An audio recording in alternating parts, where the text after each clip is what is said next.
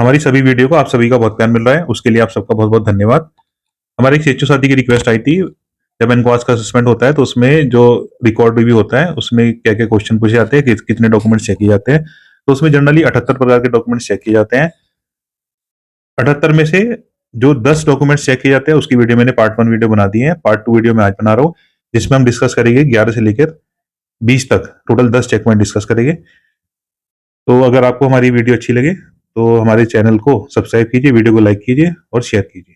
तो चलिए देरी ना करते हुए शुरू करते हैं। सबसे पहले जो 11 नंबर का चेक पॉइंट आता है, वो आता है functional platform and updated digital record for task management and reporting and monitoring of the performance of health care provider. जो आप सर्विस देते हो, जो सीएचओ सर्विस देते हैं, एनएम सर्विस देती है वहां पर आप आयुष्मान आरोग्य मंदिर में, तो उसमें जो डिजिटल पोर्टल होते हैं वो ठीक से यूज हो रहे हैं नहीं हो रहे हैं, इसमें चेक किए जाते हैं। जैसे work plan generation, daily weekly missed task reminder to team for scheduling appointment, follow-up of home visit, outreach activity, special days, etc., daily reporting of all activities, IT support to journal performance, metrics of service provider, calculating performance-based incentive, support for staff monitoring and maintenance of their credential। तो इसमें work plan बनाना होता है, जो आप daily activity करते हो और जो वीकली एक्टिविटी करते हो उसका वर्क प्लान बनाया जाता है। इसमें जो आप सेशन करते हो, जैसे जो होम विजिट करते हो, कोई पैलिएटिव पेशेंट है, पैलिएटिव केयर का पेशेंट है, कोई बूढ़े पेशेंट है जो चल फिर नहीं पाते, उनकी जो होम विजिट करते हैं उनकी केयर के लिए उसका रिकॉर्ड भी सब आपके आपके पास होना चाहिए, सारी डिटेल भी आपके पास होनी चाहिए। जो आप सेशन करते हो, वेच-एनडी करते हो, विच-एसेंसी करते हो, उसकी पूरी प्रॉपर डिटेल आपके पास होनी चाहिए। और जो भी आप डेली एक्टिविटी करते हो उसकी, जिससे आपको पीबीआई भी मिलता है, उसकी आपको प्रॉपर रिपोर्टिंग करनी होती है। जैसे आप ईएनसी करते हो, ईएनसी की प्रॉपर रिकॉर्डिंग करनी होती है, जिससे आपको पीबीआई भी मिलता है। एचबीएनसी होता है हमारा, 0 से 2 साल के बच्चों का इम्यूनाइजेशन होता है, इसका रिकॉर्ड होता है जो आप आईटी प्लेटफॉर्म पे ऑनलाइन चढ़ाते हो। उसमें टीबी निश्चय जो आईडी होती है, जिसमें 15 कंपलसरी करनी होती है आपको ना महीने में। और जो जैसे ओपीडी होती है, टोटल फुटफॉल है, ये आपके पास रिकॉर्ड सब होता है, ये आप करते ही हो पीबीआई के लिए अपने। पीबीआई होता है ना परफॉर्मेंस बेस्ड इंसेंटिव जो होता है। और जैसे सीबेक हो गया हमारा, एनसीडी हो गई, और हमारे डायबिटीज के पेशेंट हो गए, और जैसे जो ई संजीवनी है, टेली कंसल्टेशन है, और वेलनेस एक्टिविटी हो गई, योगा योगा एक्टिविटी हो गई उसमें। और टोटल जो 42 वेलनेस एक्टिविटी होती है, जो कैलेंडर होता है, वो सब करनी होती है। और इसमें हमारा जैसे एचडब्ल्यूसी पोर्टल होता है, उसमें डेली कितनी ओपीडी हो गई, लेटेस्ट कितने पेशेंट है जिनकी मेडिसिन चल रही है, कितनी मेडिसिन देनी है, टेली कंसल्टेशन करनी है स्पेशलिस्ट से, सुपर स्पेशलिस्ट से। तो ये जो सब चीजें है, ये सारी आपको करनी होती है, और इसकी ना आपको ऑनलाइन भी इसका सब अपडेट मेंटेन करना होता है। और फिर इसमें आगे आता है, जैसे आप जो परफॉर्मेंस बेस्ड इंसेंटिव होता है, उसमें जैस की मीटिंग का जो अनटाइड फंड है, वो कितना खर्च हुआ, कहाँ पे खर्च हुआ, आपको क्या क्या काम कराने हैं अपनी जो मीटिंग के बाद जो आपने डिस्कशन करा। इसमें जैसे वीएचएनडी सेशन है, वीएचएसएनडी हो गए, इसमें जो एक्टिविटी होती है, गांव में जो एक्टिविटी करते हैं, आयुष्मान के मंदिर के आसपास जो एक्टिविटी होती है, वो सब देखना होता है। वीएचएसएनसी में जो हमारी आशा बहन जी होती है, सारी जो पीएमपीडब्ल्यू होते हैं, संगिनी होती है, सब मिलके जो गांव के सरपंच होते हैं, जो पूरी हमारी टीम होती है जैस की, वो वीएचएसएनसी में गांव में साफ सफाई और अस्पताल के आसपास साफ सफाई का ध्यान रखते हैं। अस्पताल के अंदर भी साफ सफाई का एक मुहिम चलाते हैं, जिससे अस्पताल भी साफ रहे और गांव भी हमारा साफ सुथरा रहे। इसमें फिर हमारा पीबीआई में एक चीज और आती है, जैसे रेफर होते हैं, रेफर केस जो होते हैं, उनको आपने हायर सेंटर भेजा, फिर उसका फॉलोअप भी करना होता है, और वो प्रॉपर मेडिसिन ले रहे हैं ले रहे हैं, ये सब हमें पीबीआई में सब देखना होता है। ये सब पीबीआई में ऑनलाइन सब चढ़ाना भी होता है। इसके बाद हमारा अगला चेक पॉइंट आता है 12 नंबर चेक पॉइंट, जो एनक्वास के असेसमेंट में रिकॉर्ड में चेक किया जाता है। इसमें चेक किया जाता है कि timely planning and utilisation of untied fund. जो आपके पास अनटाइड फंड आता है, उसका आप टाइमली उसको यूटिलाइज कर रहे हो नहीं कर रहे हो, उसका सब रिकॉर्ड चेक किया जाता है। जनरली जो आपके पास एक जैस की जो वो होती है, जो जैस का आपके पास एक रजिस्टर होता है, जैस में एक फॉर्म बना हुआ होता है, जिसमें आपको ना जो फंड जो यूटिलाइज करते हो उसका रिकॉर्ड है, वो आपको पिछले साल का देना होता है, वो दिखाना होता है सारा सारा का सारा रिकॉर्ड। उसके बाद हमारा 13 नंबर का चेक पॉइंट आता है, जैस meeting are held at defined interval.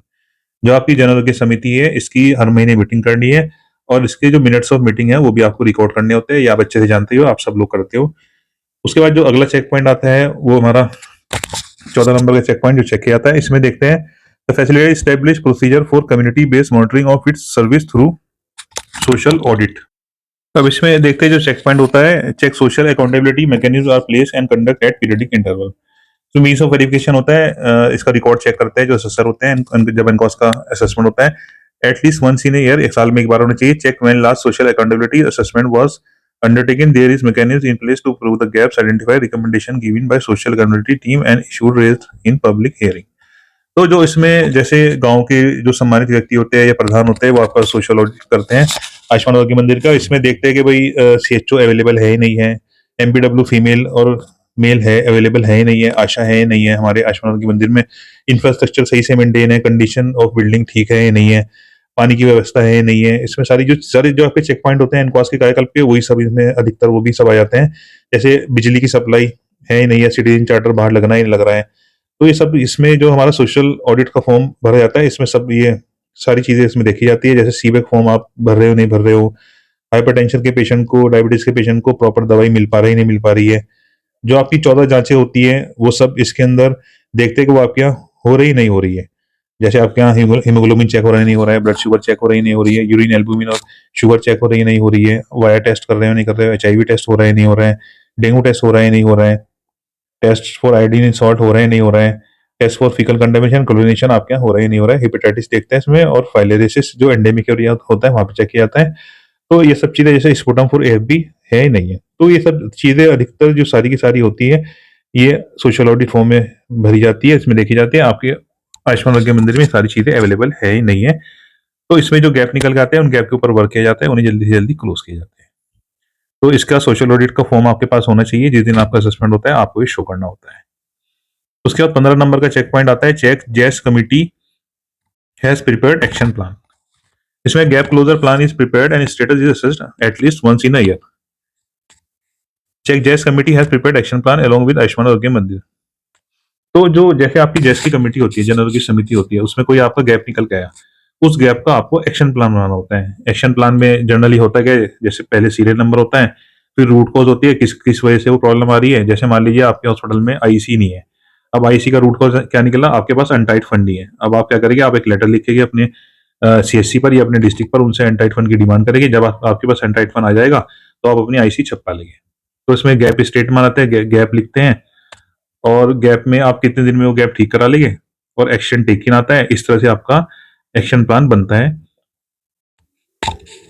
तो ये जो जो भी आपके गैप निकल के आते हैं उसका सबको आपका एक्शन प्लान बनाना है। एक्शन प्लान से जो रेस्पॉन्सिबल पर्सन होते हैं वो सीएचओ होता है, कोई सीएचओ हेड होता है आयुष्मान आरोग्य मंदिर के।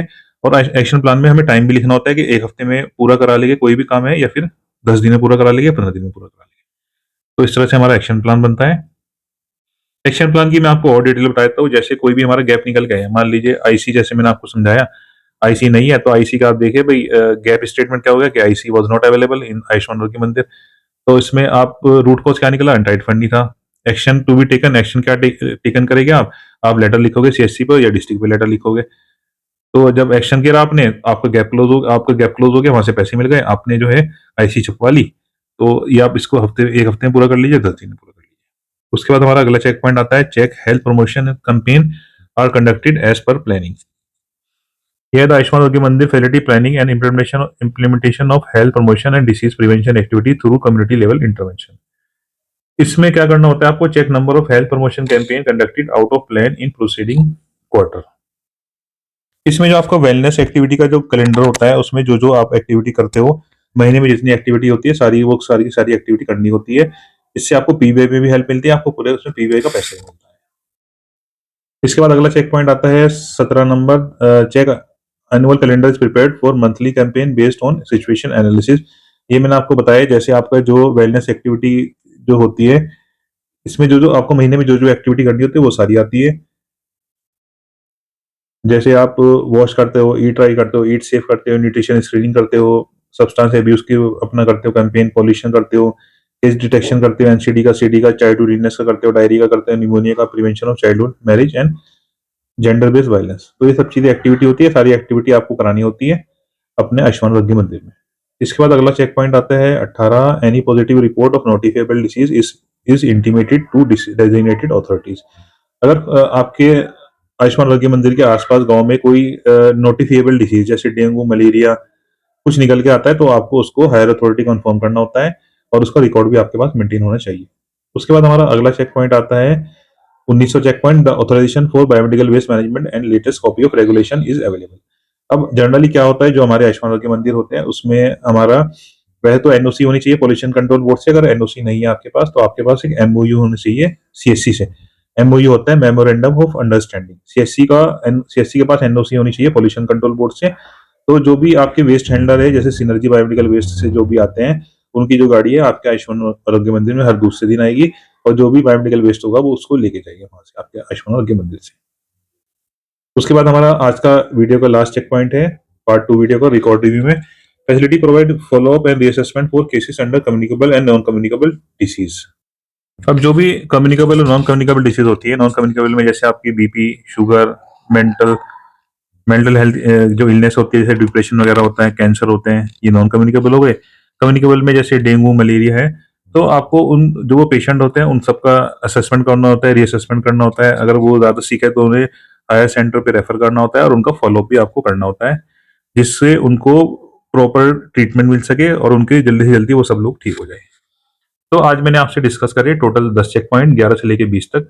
पार्ट सेकंड रिकॉर्ड रिव्यू, जब एनकॉस का असेसमेंट होता है उसमें।